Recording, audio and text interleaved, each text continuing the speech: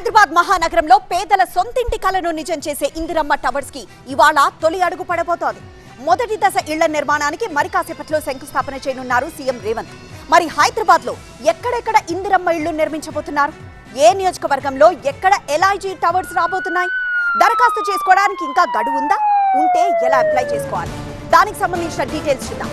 హైదరాబాద్ లో Indiramma LIG towers కి ఇవాళే భూమి పూజ జరగనుంది.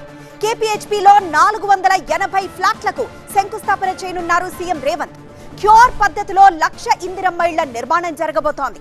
హైదరాబాద్ లోని 16 అసెంబ్లీ నియోజకవర్గాల్లో ఎల్ఐజీ టవర్స్ నిర్మించనున్నారు. తొలి దశలో 18 చోట్ల 7,340 ఫ్లాట్ల నిర్మాణం జరగబోతోంది.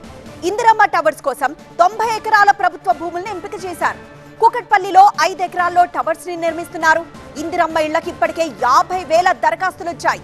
ఈ నెల 15 వరకు దరఖాస్తు గడువుని పొడిగించింది ప్రభుత్వం.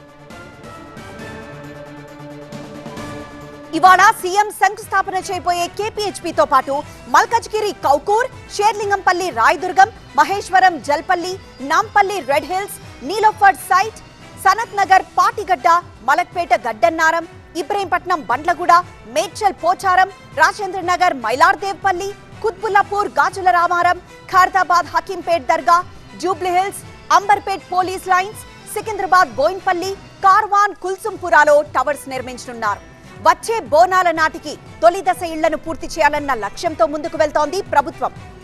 ఎల్ఐజీ ఇళ్ల కేటాయింపులో 50% రిజర్వేషన్ అమలు చేస్తోంది. ఎస్సీలకు 14%, ఎస్టీలకు 5%, బీసీలకు 16%, దివ్యాంగులకు 5%, అలాగే ప్రభుత్వ క్లాస్ 4 ఉద్యోగులకు 10% ఇళ్లను కేటాయించబోతోంది. అన్ని కేటగిరీల్లోనూ మహిళలకు 30% ఇళ్లు కేటాయిస్తారు. కుటుంబ ఆస్తుల డిజిటల్ వెరిఫికేషన్ తర్వాత లాటరీ ద్వారా ఇల్లు కేటాయింపు చేస్తారు. ఈ ఇంటికయ్యే ఖర్చు మొత్తం 11 లక్షలు అవుతుండగా లబ్ధిదారుడు కేవలం 6 లక్షలు చెల్లిస్తే సరిపోతుంది. ఈ 6 లక్షల్ని కూడా 4 వాయిదాల్లో చెల్లించే అవకాశం ఇస్తోంది ప్రభుత్వం.